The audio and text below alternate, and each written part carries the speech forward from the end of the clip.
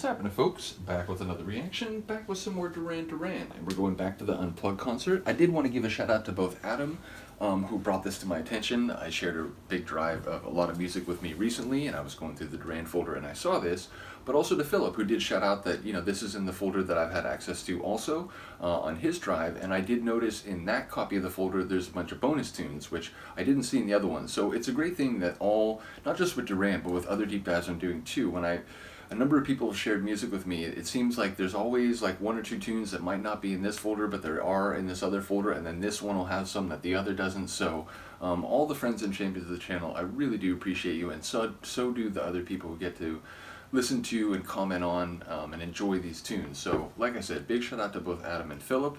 And we're going to listen to Hungry Like the Wolf, which, I've heard a number of different versions, not just a couple different configurations of like the recorded tune, but also a couple different live performances, and it does seem like it's remained a staple in their concert repertoire over time.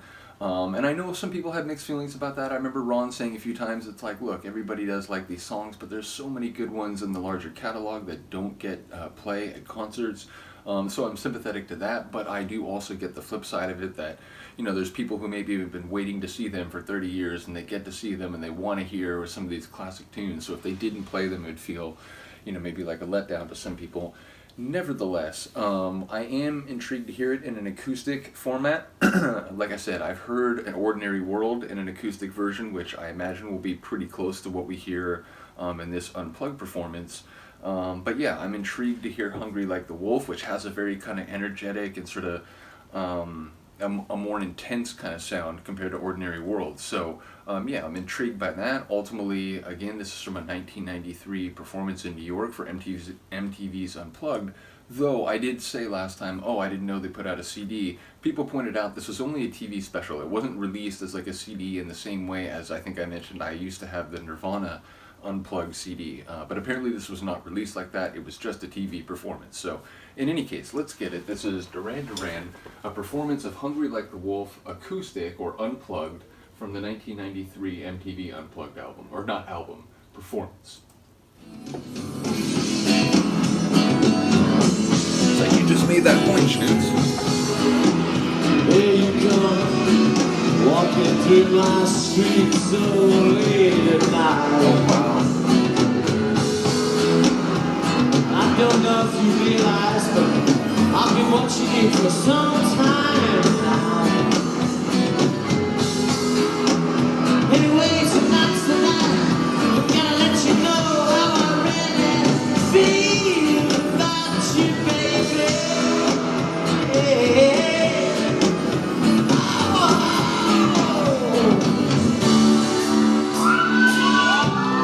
Touch with the ground. This sounds so different.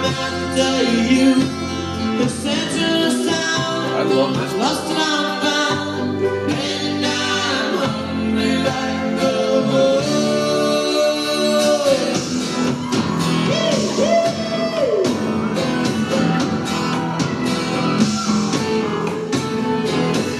Dark in the city, that is the wire. Stealing the subway, the apples of fire.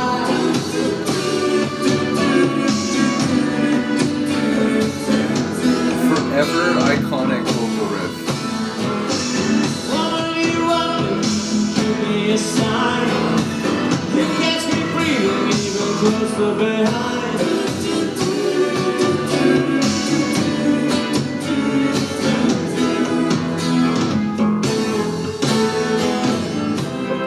Touch to the ground. I'm on the hunt. So that's Mr. Rose on the piano. The center of sound. I'm lost and I'm found, and I'm hungry like the wolf.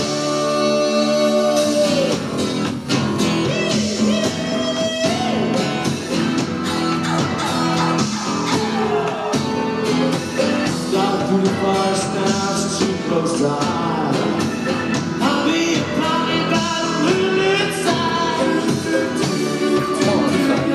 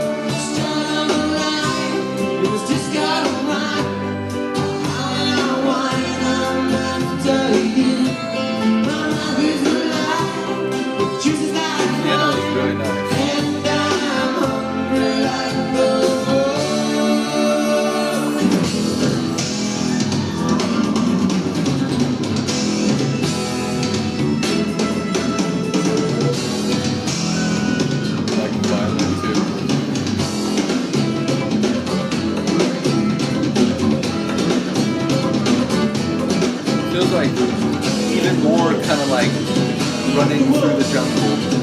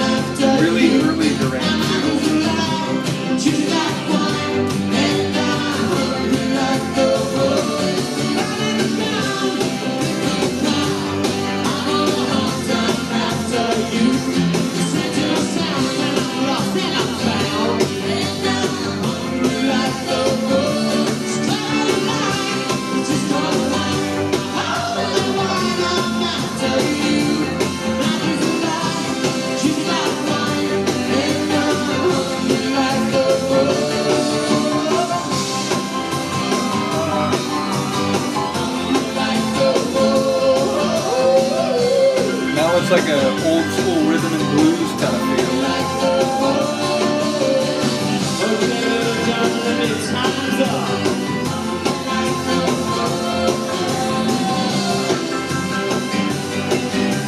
The diversity in this group is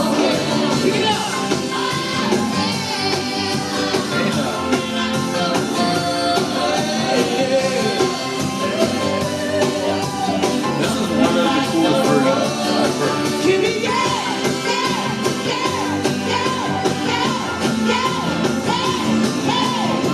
On my TV, see one fire.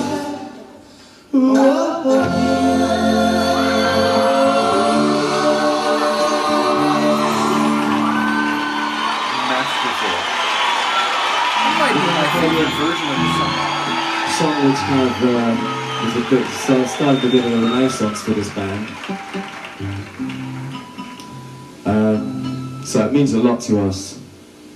It's about the place that we inhabit, our world, the ordinary world. More on that later. Again, I always like when they cut it like so that that bit is at the beginning of the next track. It would seem to make more sense. Nevertheless, yeah, that was fantastic. Maybe my favorite version, longer, extended. It felt like the sort of jam kind of feel at the end, which went through a couple different sort of like feels or atmospheres. Again, there was a moment in the last couple minutes where it started to feel like that early kind of post-punk sort of Duran, and then it went on and the piano came in and it was doing that sort of like, you know, Little Richard sort of thing, and it felt like, okay, this could be like a, you know, late 50s rhythm and blues tune. So yeah, just again, the diversity of this group, which is something that, you know, going through the studio albums I've already come to understand is, you know, nearly, if not legitimately unparalleled. But like even in the performance of a song like this, and restricted, if you will, in terms of playing it acoustically, that is just an incredible like sort of palette of sounds to go through in one performance. So yeah, really cool version of that song. And it sort of like kind of like brings that song back into sort of like the pantheon of Duran tunes, which again, like maybe I, you know, having gone through so many great tunes, including some that maybe don't get as much attention, but I kind of appreciated how much some of the like, you know, the longtime Duranis like really appreciated some of these other tunes. Maybe I kind of let this one like go out of my like front view a little bit, but that performance sort of like brings it back into focus a little bit. So yeah, really cool. Let me know if you agree. I will see you next time. Peace.